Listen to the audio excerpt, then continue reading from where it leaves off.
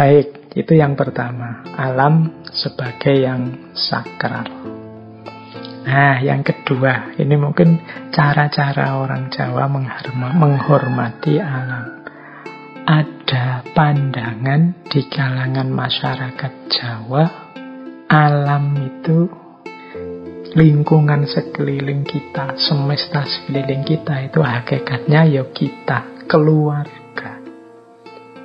Jadi seperti kemarin ya Aldo Leopold dan kawan-kawan yang mendefinisikan ekosistem itu yang menjadikan kita menganggap keluarga tidak hanya manusianya, tapi juga alam semesta sekeliling kita, lingkungan sekeliling kita itu adalah keluarga kita. Nah, ini di kalangan masyarakat Jawa itu praktek-praktek seperti ini itu sudah jalan lama. Mungkin teman-teman pernah dengar istilah Bopo Angkoso, Ibu Pertiwi. Jadi langit adalah bapak dan bumi adalah ibu. Oh, itu persis seperti ideal untuk menjadikan lingkungan kita ini sebagai keluarga. Kemarin di para filosof barat diimpi-impikan agar orang itu menganggap lingkungan ini seperti keluarga sendiri. Sejak dulu masyarakat Jawa ya sudah menganggap pertiwi atau bumi ini sebagai ibu, langit ini sebagai angkasa. Ya berarti jangan dicemari, jangan dirusak, jangan dijajah, dirajah, diperkosa. Karena dia ibu kita sendiri, bapak kita sendiri. Mungkin juga teman-teman pernah dengar istilah kakang kawah adi ari-ari. Itu kan sehubungan dengan kelahiran kita. Ikut juga lahir kakang kawah adi ari-ari. Itu meskipun masa yang seperti itu kakak, yang seperti itu adik. Tapi ada filosofinya. Kapan-kapan kita bahas itu ya. Karena kita waktunya agak terbatas untuk membahas filosofi ini. Tapi setidaknya bayangkan yang seperti itu disebut bapak, disebut ibu, disebut kakak, disebut adik. Itu berarti di Jawa sudah muncul tradisi menganggap keluarga bagi lingkungan yang ada di sekelilingnya. Belum lagi teman-teman kalau membaca sejarah itu kan, bagaimana orang-orang dulu itu binatang, tumbuhan, dan macam-macam itu dipakai jadi nama. Teman-teman mesti pernah dengar namanya Gajah Mada, Kebo Ijo, Kebo Kenongo, Kebo Kanigoro, Maeso. Siapa yang sering baca Maeso Jenar? Karyanya S.H. Mintarja, Nogo Sosro Sabo Intermaeso, itu kan kerbau. Kidang walengko, banyak kapuk, gagak sumiring, kidang gelatik, lembu soro, raja terkenal, hayam wuruk. Ini kan nama-nama binatang. Kita hari ini mungkin rasanya, oh enggak malu Pak? Enggak, itu salah satu manifestasi bahwa alam, lingkungan, binatang, tumbuhan di sekeliling kita itu keluarga kita sendiri. Maka menggunakan nama ini justru nanti ini simbol-simbol kekuatan, kualifikasi, kejayaan, impian tertentu. Karena di balik nama itu kan selalu ada cita-cita. Ketika tata nama semacam ini yang diambil, berarti paling tidak mereka memahami alam sekelilingnya, binatang-binatang itu di level, kalau bahasa kita di filsafat ini, di level hikmah. Diambil rahasia-rahasia kebaikannya yang bisa dihidupkan, dipelajari oleh manusia. Mungkin dari misalnya Gajah Mada diambil aspek yang besar, yang kokoh, yang tidak tergoyahkan. Mungkin dari hayam wuruk, mungkin dari aspek kejantanannya, dan lain sebagainya. Jadi ini menunjukkan kesadaran bahwa ada banyak yang bisa dipelajari, ada banyak yang bisa diambil hikmah dari alam sekeliling kita. Nah, jadi itu sama konsepnya. Alam diposisikan sebagai keluarga. Bahkan tidak hanya binatang, tumbuhan, benda-benda pun begitu dihargai oleh orang Jawa. Teman-teman mungkin pernah dengar istilah kiai atau kiyaine yang untuk benda, mungkin untuk keris, mungkin untuk baju, mungkin untuk benda kesayangan, apa akik lah, apa-apa lah. Itu kan kadang-kadang diberi nama. Kalau dirasa ada khasiat tertentu kadang disebut kiai, kiyaine. Kiai Pleret, nama tombak. Nanti kiai apa, nama tombak, keris. Ada Kiai Nogososro, Sabu Inten, dan lain sebagainya. Itu kan untuk benda-benda, untuk barang-barang. Jadi ini menurut saya masyarakat Jawa memposisikan alam sebagai keluarganya, sebagai ekosistemnya, tidak hanya manusia. Ini teorinya ditemukan kemarin-kemarin di Barat, tapi prakteknya sudah jalan ternyata di tengah masyarakat Jawa lama. Ya meskipun hari ini kelihatannya sudah mulai terkikis. Sudah jarang kan teman-teman ketemu tata nama yang seperti ini hari ini. Mungkin hari ini kita seperti orang Barat kalau melihat binatang, ya dilihat aspek binatangnya saja. Tidak melihat bahwa setiap makhluknya Allah itu ada keistimewaan-keistimewaannya sendiri, yang itu bisa jadi pelajaran bagi kita manusia. Nah, jadi ini menurut saya penting. Alam adalah keluarga kita, sudah dipraktekkan oleh masyarakat Jawa sejak dulu. Bagian dari memayu hayuning bawono, memperindah keindahan alam semesta. Nah, kemudian yang terakhir dari sisi pandangan masyarakat Jawa terhadap alam, ya pastinya ada kesadaran kekhalifahan. Kesadaran kekhalifahan itu ya manusia tetap sadar bahwa dia mendapat banyak sekali anugerah, banyak sekali fasilitas dari Tuhan pada dirinya, khususnya adalah aspek akal budi, sehingga tetap dia pun merasa ada tanggung jawab juga terhadap alam. Kita mengambil banyak dari alam, tapi juga jangan lupa tanggung jawab kita pada alam semesta.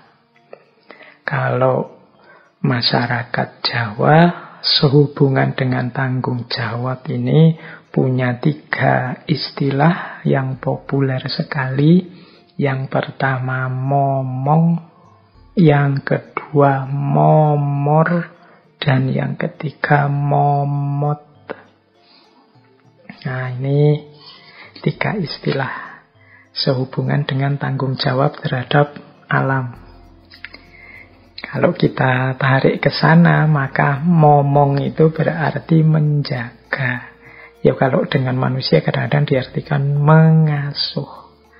Ya kita yang punya akal budi, yang punya kesadaran, yang bisa menjaga kelestariannya. Jangan sampai dia rusak, jangan sampai dia punah. Sebagai manusia yang lebih berbudi dan berakal dibandingkan semua makhluk yang lain, manusia punya kewajiban untuk momong, menjaga dan mengasuh. Yang kedua, ada kewajiban momor. Momor itu mendekat, membaur, tidak menjauh. Jadi kita senantiasa bergumul dekat dengan alam. Ya kalau kita kan punya peribahasa, tak kenal maka tak sayang. Kalau kita menjauh terus dari alam, ya kita tidak akan punya kedekatan. Kalau tidak punya kedekatan, sulit untuk membangun kepedulian. Maka dekatkanlah diri terus dengan alam, kalau konteksnya alam, sehingga muncul rasa sayang dan muncul kepedulian. Biar peribahasa tak kenal maka tak sayang itu tidak muncul. Jadi ini namanya momor. Peradaban kita hari ini sering isinya banyak menjauhkan kita dari alam. Kita lebih banyak membangun dunia yang coraknya buatan artifisial. Mungkin hidup kita, apalagi yang sudah kerja kayak saya ini, lebih banyak ketemu tembok, ketemu gedung, ketemu layar, dibandingkan ketemu air sungai, ketemu pepohonan, ketemu rerumputan. Apalagi hari ini situasinya menyuruh kita banyak di rumah. Mungkin ini salah satu buah juga dari perilaku kita selama ini. Maka yang kedua, momor dalam istilahnya masyarakat Jawa. Yuk dekat dengan alam. Anak cucu kita, yuk kita akrabkan kembali dengan alam. Kalau mereka dekat dan akrab, pastinya akan sayang. Kalau sudah sayang, lahirlah kepedulian. Dan yang ketiga, momot. Momot itu biasanya kita pahami sebagai memuat. Maksudnya menerima, menanggung. Jadi ikut momot itu apapun situasinya, apapun kondisinya, mau menerima. Itu momot. Jadi tidak hanya kalau pas menguntungkan saja kita dekati, kita sayang-sayang. Kalau tidak menguntungkan, ya kita buang. Kita merasa apa gunanya, apa untungnya. Itu berarti tidak bisa momot. Momot itu dia bisa menanggung, menerima apapun situasinya. Itu momot. Inilah yang harus dilakukan manusia sebagai tanggung jawabnya terhadap alam. Versi masyarakat Jawa. Jadi kalau tadi kita runut dari awal pandangan masyarakat Jawa terhadap alam itu, yang pertama, masyarakat Jawa melihat ada hubungan saling membutuhkan dialektis antara manusia dan alam, mikrokosmos dan makrokosmos. Yang kedua, masyarakat Jawa memandang alam sebagai sesuatu yang sakral, dalam arti tidak harus kemudian dalam bentuk disembah-sembah, tapi dalam arti kita harus menghormati, menghargai, tidak sembarangan, tidak sesuka-suka hati kita. Kemudian memposisikan alam sebagai keluarga. Dan yang keempat, menjadikan alam sebagai bagian dari tanggung jawabnya sebagai manusia. Dengan momong, momor, dan momot. Oke, baik. Kita ambil nafas sebentar. Semoga bisa ditangkap tadi wawasan-wawasan yang awal tadi tentang memayu hayuning bawono. Sekarang kita lanjutkan lagi. Kalau tadi mungkin sudah dasar-dasarnya, sekarang kita masuk ke beberapa gagasan. Kita ambil dari para tokohnya. Ada tokoh-tokoh yang digelar dalam tradisi kepujanggaan Jawa. Kita teladani beberapa gagasan mereka tentang cara berrelasi yang ideal dengan alam. Saya awali dari pandangan beliau, Ronggo Warsito. Ini saya ambil dari serat Paromo Yugo. Beliau punya teori tentang karakter seorang pemimpin. Nah, kalau ini kita ambil dalam konteks kepemimpinan manusia di hadapan alam. Kalau ini dalam bahasa agama kita sebut kita ini khalifahnya, yang mewakili Tuhan di hadapan alam. Maka sebagai pemimpin di alam semesta ini atas makhluk yang lain, kalau versinya Ronggo Warsito, paling tidak kita harus melakukan 8 hal. Yang pertama, hanguripi. Yang kedua, hangrungkepi. Yang ketiga, hangruat. Yang keempat, hanoto. Yang kelima, hamengkoni. Yang keenam, hangayomi. Yang ketujuh, hangurupi. Dan yang kedelapan, hamemayu. Nah, manusia sebagai khalifahnya versi Ronggo Warsito ini berarti harus punya 8 karakter ini. Berarti kita di hadapan alam harus melakukan 8 ini. Yang pertama apa? Hanguripi.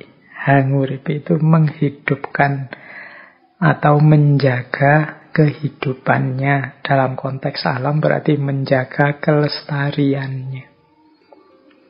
Ini tugas kita sebagai khalifahnya di hadapan alam. Yang kedua, hangrungkepi. Hangrungkepi itu rela berkorban. Jadi mau susah demi kelestarian alam tadi. Karena kelestarian alam itu baliknya untuk kenyamanan, ketentraman hidup kita sendiri. Jadi kita sebagai manusia tidak harus kemudian menghamburkan suka-suka kita, senang-senang kita sendiri. Kita harus rela berkorban. Memang hari ini kita punya sih misalnya banyak sumber air. Wong saya mandi juga gratis, sanyo saya bayar sendiri misalnya. Air juga air dari rumahku sendiri, rumahnya aku beli sendiri. Jadi aku pakai air sak kapoke, sak seneng-senengku kan tidak masalah. Nah, kalau memang itu hakmu, tapi kalau engkau menghambur-hamburkan begitu, nanti yang susah anak cucumu sendiri. Kalau sumber dayanya jadi langka. Ini sama dengan kita tidak mau hangrungkepi, tidak mau berkorban, tidak mau susah sedikit, susah sebentar. Jadi terhadap alam pokoknya kita sakpol-pole pingin seneng-seneng terus. Nah, berarti tidak mau hangrungkepi. Yang ketiga hangruat. Hangruat sama seperti meruat. Menyelesaikan masalah. Mungkin ada problem-problem, trouble-trouble dalam ekosistem kita. Kita manusia yang akal budinya lengkap, yang bisa mencarikan jalan keluar. Kalau kita punya peliharaan binatang, dia sakit, itu kan yang bisa mereko-reko kesembuhannya kira-kira dengan obat apa, itu kan kita manusia. Kalau ada aliran air yang buntu, mampet, sehingga membahayakan seluruh ekosistem, kan kita yang bisa mencari solusi bagaimana ada jalan keluar sehingga airnya lancar. Kalau kok udaranya begitu kotor karena ulah kita banyak polusi, gimana caranya udaranya bersih lagi? Itu namanya hangruat. Yang keempat, hanoto. Hanoto itu ngatur, menegakkan ideal, mengembalikan sesuai sunnatullahnya. Itu hanoto. Manusia yang bisa mengawasi. Kemudian hamengkoni. Hamengkoni itu menjaga. Hangayomi. Hangayomi itu mengayomi, memenuhi kebutuhan. Ada dalam banyak kasus nanti, dalam banyak hal manusia yang punya inisiatif, punya akal budi yang bisa mempersiapkan apa yang diperlukan di tengah ekosistem ini. Kemudian hangurubi. Hangurubi itu menyalakan, menggelorakan, mengembangkan. Jadi bagaimana semua yang ada di ekosistem ini berjalan sesuai apa adanya dan mungkin juga berkembang secara tertata. Tidak ekosistem yang putus asa, yang tidak ada harapan di masa depan. Itu berarti kita yang tidak mampu hangurubi. Dan yang terakhir, yang malam hari ini kita bahas, yaitu hamemayu. Hamemayu itu memperindah keindahannya. Kalau memang kita mampu, bisa kita kelola, tidak hanya seperti adanya, tapi kita buat semakin indah. Karena kehadiran kita memang dituntut untuk memayu hayuning bawono, memperindah keindahan alam. Nah, ini antara lain. Jadi hal-hal yang harus dilakukan oleh manusia sebagai pemimpin. Dalam hal ini pemimpin di hadapan alam. hanguripi, hangrungkepi, hangruat, hanoto, hamengkoni, hangayomi, hangurupi, dan hamemayu. Ini dari beliau Ronggowarsito. Baik, sekarang kita lanjutkan. Kali ini kita belajar dari Sultan Agung Hanyokrokusumo.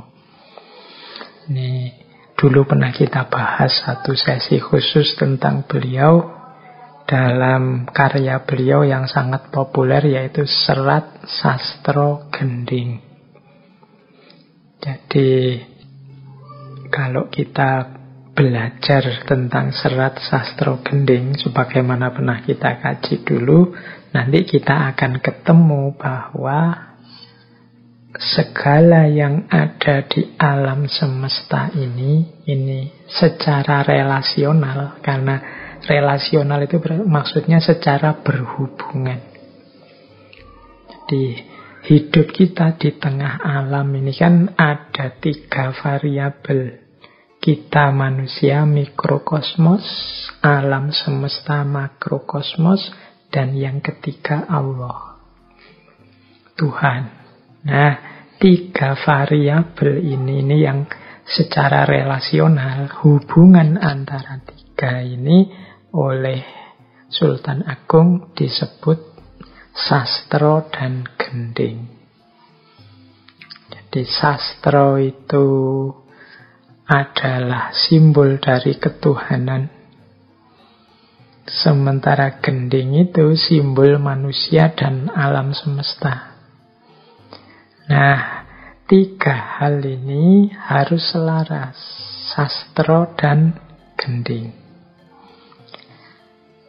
Gending ini kan kalau kita mengartikan letterlek, ini kan seperti lagu, musik. Jadi instrumen, itu kan gending. Nah, gending ini simbol manusia dan alam. Yang 2 hal ini punya orientasi kepada Tuhan. Perjalanannya, kalau pakai bahasa agama, arahnya harus pada Tuhan atau pada Allah. Jadi alam semesta dan manusia, arah perjalanannya menuju Allah. Ini 3 hal yang sifatnya dialektis. Ini nanti yang dibahas di Sastro Gending. Nah, hubungan manusia dengan alam, ini yang tadi saya sebut gending. Gending itu kan instrumen musik. Berarti apa? Kalau diibaratkan dengan gending, berarti konotasinya dia harus seimbang, selaras, dan harmonis. Sama seperti instrumen. Instrumen itu kan ada banyak alat musik yang ditabuh bareng-bareng, itu kan butuh selaras dan seimbang. Mungkin ada gitarnya, ada keyboardnya, ada tamborinnya. Mungkin dangdut ada ketipungnya, ada kendangnya, dan ini kan ditabuh bareng jadi instrumental. Ya kalau gending Karawitan mungkin ada bonang, ada kenong, ada gong, ada kendang. Itu kan nanti dari situ muncul tetabuhan atau gending. Nah, sastro dan gending ini kan variabel-variabel dalam hidup. Kalau gending sudah harmonis, insya Allah perjalanan kita menuju Allah juga lurus. Jadi selaras. Gending yang selaraslah yang bisa berorientasi ilahiyah. Sastronya berarti benar.